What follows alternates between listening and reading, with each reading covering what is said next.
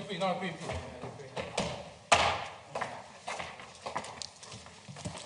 it on? Oh, okay. Thank you for being here for the first press conference of the NATO Chairman of the Military Committee, Admiral Cavo Dragone. Please put your phone on silence, and when asking questions, state your name and your outlet. First of all, the Chairman will have some opening remarks. I didn't know it. Yes. Okay, good afternoon. Thank you for being here, and thank you for waiting. Because, I mean, it has been the longest one I've ever had in my life. This is my first press conference as chair, and I'm pleased it comes at the close of such a substantial and forward-looking session with the Chief of Defense. After nearly 4 months in this tenure, I can confidently say that I have found NATO healthy and stronger. Stronger in purpose, but in coordination and in resolve. That strength is built on shared responsibility and, frankly, a renewed sense of urgency. The wake-up call from the Ukraine war and the one from the US administration, which ask all of us to shoulder more the burden, are among the signals that have not gone unanswered. Today we see a NATO that is more proactive, more focused, more committed and more steadfast in investing in deterrence and collective defense. A tight, solid alliance where the responsibility must and will be shared in a fair way for a stronger approach to security, stability and peace. As we gather in the context of a world full of uncertainties, it is also important to remember that focusing too much on uncertainty can sometimes become an excuse for inaction. Yes, we are living through a time of shifting geopolitics, where new challenges seem to appear almost daily. But there are plenty of certainties in global security that we cannot ignore. On top of the list, the aggressive expansion of Russia, the destabilizing presence of China in strategic areas, terrorism, and the threat of cyber attacks, without forgetting the competition in the Arctic and in space. These are clear and present danger and challenges. We need to ensure that our focus on the unknown doesn't blind us to the known threats. Our adversaries are not standing still, and they could very well attempt to exploit what it might be perceived as weakness, but is actually one of our core strengths, the array of perspectives that we bring to our discussions. Our different points of view are and must remain a source of resilience, never a vulnerability to exploit. This is why, as I said at the beginning of my mandate, my priority is to work constantly to foster cohesion and resilience. This military committee meeting was a vivid demonstration of NATO's unity and our commitment in tackling the challenges of today's security environment. Let me share a few highlights. Strengthening collective defense. We review the implementation of the deterrence and defense of the Euro-Atlantic area, the so-called DDA, family of plans. These are not just strategies on paper, but the spine of NATO, sharpening our readiness to respond to any threat in any domain or dimensions. Warfighting transformation. With input from Allied Command Transformation, we advanced discussion on multi-domain operation, digitalization, and the kind of command and control that we ensure we fight and win as one. Support to Ukraine. We reaffirm that supporting Ukraine is a strategic necessity, beside a moral duty. Helping Ukraine prevail is an investment in our own security and in the rule-based international order. Finally, I want to say that this meeting was not just about NATO military matters. It was about our broader security ecosystem. Tomorrow, the Foreign Ministerial meeting in Antalya will further advance discussion about NATO priorities, a clear sign that the alliance is moving together, determined as ever. And at the same time, the EU Military Committee meeting will take place, an excellent example of how NATO and EU are working side by side, timely, ensuring there is no discontinuity, nor overlap or competition in our approach to security. I'm proud of the work done, and grateful to all the chief of defense who contributed, especially those who travel long distances to be with us today. I look forward to taking your question. Yes? Yes. Hi, Admiral. I'm Antoinetta from Politico. My question is about defence spending and what would be agreed at the Hague summit. So yesterday, the US Ambassador Whittaker specified that, you know, the US number is 5%, but it doesn't all have to be howitzers or tanks. It can also be cybersecurity or mobility, infrastructure. Did you discuss that today, the sort of 3.5% on specific, you know, on real defence spending and 1.5% on, you know, innovation, industry, etc.? Okay, I heard that too. Because I'm part of the public opinion too.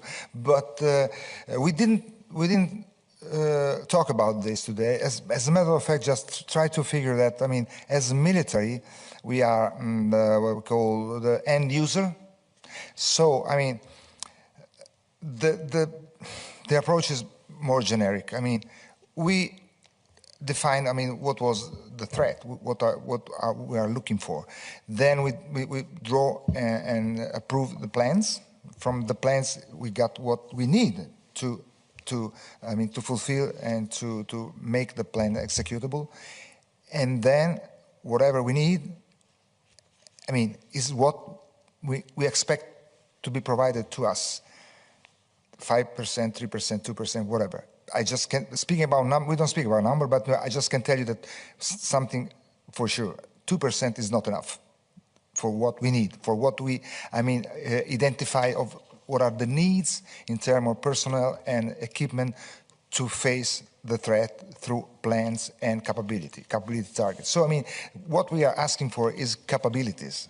And then with that, we will be ready to face the threat. And we are not just stuck to numbers. The only thing I can tell you that 2%, which was something that we have been talking about up to, months ago, it's not enough for anybody. And there is a general increase, in defense spending, which is the message that we got and that we are honoring all the nations. Somebody quicker and somebody else just following, but everybody is just heading in that direction. Yep. No. Sì, buongiorno Ammiraglio, buongiorno. Parlo in italiano. Innanzitutto mi felicito per la sua nomina e mi complimento per la sua attività importante anche per un paese come l'Italia.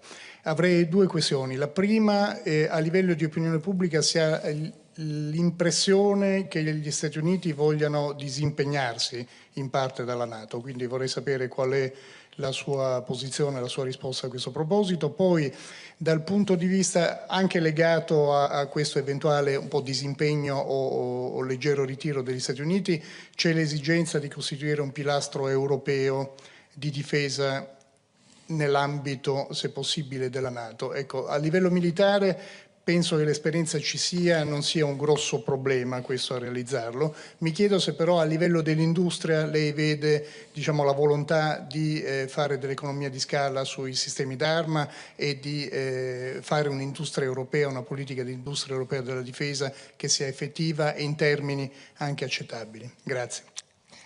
If you don't mind, I will answer in English so we can share with everybody the game is, from the answer, you must go back to the question, okay? That's the challenge. By the way, first part, we don't have any indication of any kind of disengagement from United States. We have been talking at a higher level than mine, with the Secretary General and the U.S. President. They have been talking, and there is no sign, no indication, no anything, just giving us the idea that they won't disengage. The thing is that probably there could be a reorientation toward some other direction, because one member, let's talk it generally, one member of the alliance realized that there is a threat coming from somewhere else.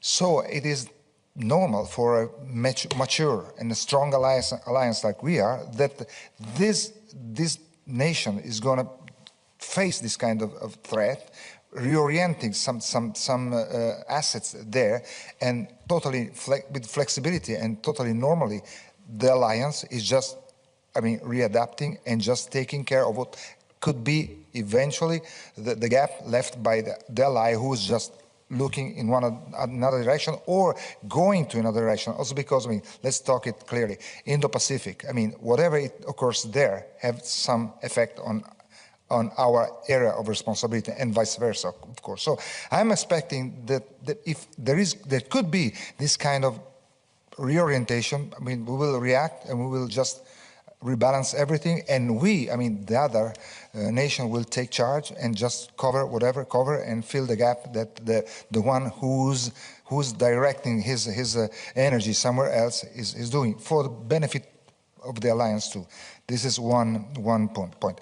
The EU as a pillar of the alliance is already metabolized as a concept. I mean, the EU is already going in that direction. I'm foreseeing that, I mean, the EU nations, I mean, 27 over 32, will just get some capabilities which will be beneficial for the alliance too. It was a kind of a single set of forces, you know. Also for the capabilities, it could be the same story. I mean, so I'm pretty positive that the European Union is heading in that direction. European Union got the, let's call it the cold shower or the wake-up call from the U.S. administration, so they react. I mean, quicker to get to the point quicker. We don't have to forget already in 2025 they already had a RDC rapid deployment capability operative. So they are 500 soldiers ready to be redeployed wherever they want to, even out of area or responsibility of Europe. But I think that the process is running, and of course there has been an acceleration due to the Ukrainian war and to the request of our ally, I mean the transatlantic request to take more responsibility of their own European defense. So this is one. Industry. Up to now, I think this is the weak side. I mean the weak side of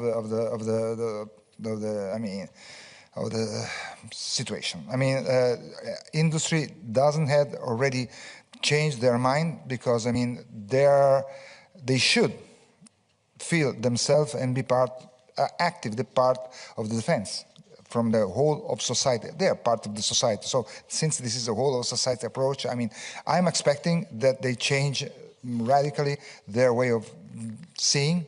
Sometimes we spoil them, we as military spoil them, we just accept something that probably it was not perfectly fit for our requirement in the past, and we need to change our attitude too. But radically, they need to be part of the system. They need to accept probably to be quicker, be more responsive to our operational requirement, and be cheap. And these are the 3 points that from military point of view we are looking for, and sometimes they are weak on this. Yep. Cristina? Cristina Giuliano, Asca News, sono italiana come lei, però gliela faccio in inglese anche se il mio inglese non è buono come il suo.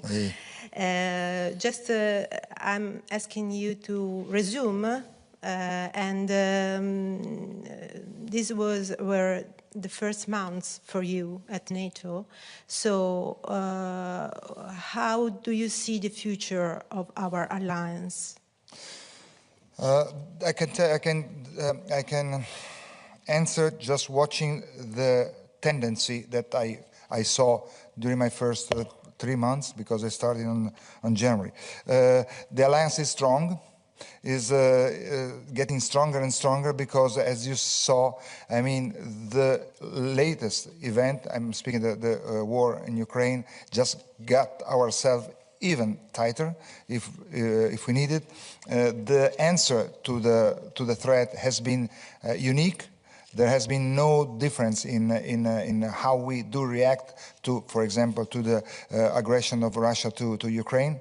And probably this has been a gluing factor to get the cohesion at this level, which is really a really good one. And cohesion is the central gravity of the alliance, for example. So, I mean, the 32 nation has been moving really totally tuned up. And I think that in the future, because we don't have to lower our guard, even if, thanks to God, someday there will be peace in that part of the world.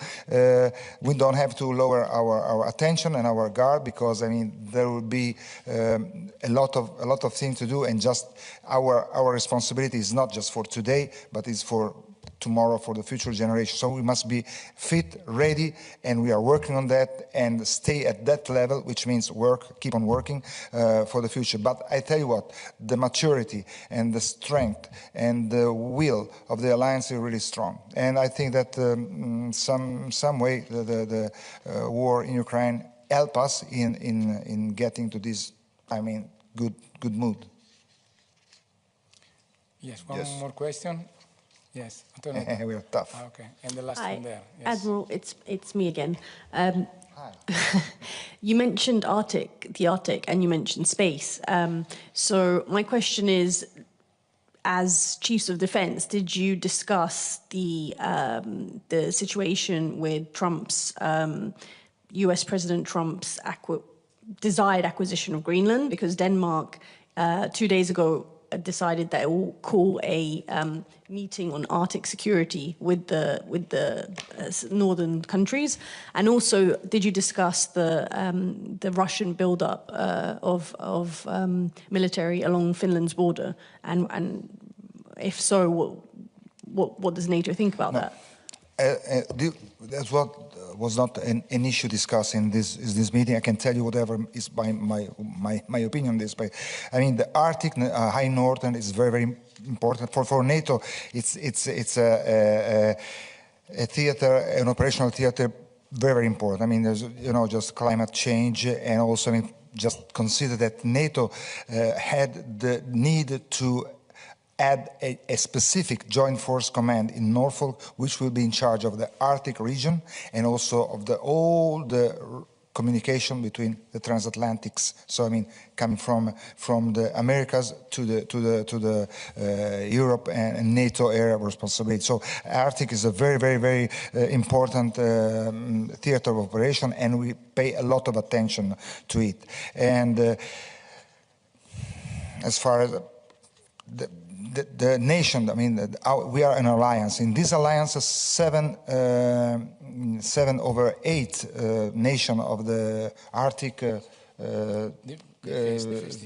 Arctic Circle or whatever, I mean, are in NATO. So I mean, it is the interest of the NATO as an alliance that all the countries belonging to the alliance to find a solution on anything, because I mean that's something we can guarantee within the alliance. So I don't see any major problem. Yes. That was the last one, right? No, one more. Okay, where are you? Okay, I can see you. Yeah. In July 2024, NATO adopted a new policy on women, peace and security, and among others recommend that we prevent or we protect women and girls who are the first victim of war, especially through sexual violence. This is aligned with Resolution 1325, which is 25 years this year, anniversary. I would like to know what progress have been made in the year since this new policy, and how does the MCCS advise NATO on implementing that policy? I mean, NATO policy, I mean, remain unchanged. So, I mean, whatever it was decided at that time, I was not here, but at that time, is still in place. I mean, we as an alliance decided to cope totally with 1325, so we are just on track, and everything is going forward. There is no change in our posture, in our will to fulfill the 1325. So, I mean, there is no question about that. Well, how do we implement that policy? How do NATO implement that policy? I'm sorry.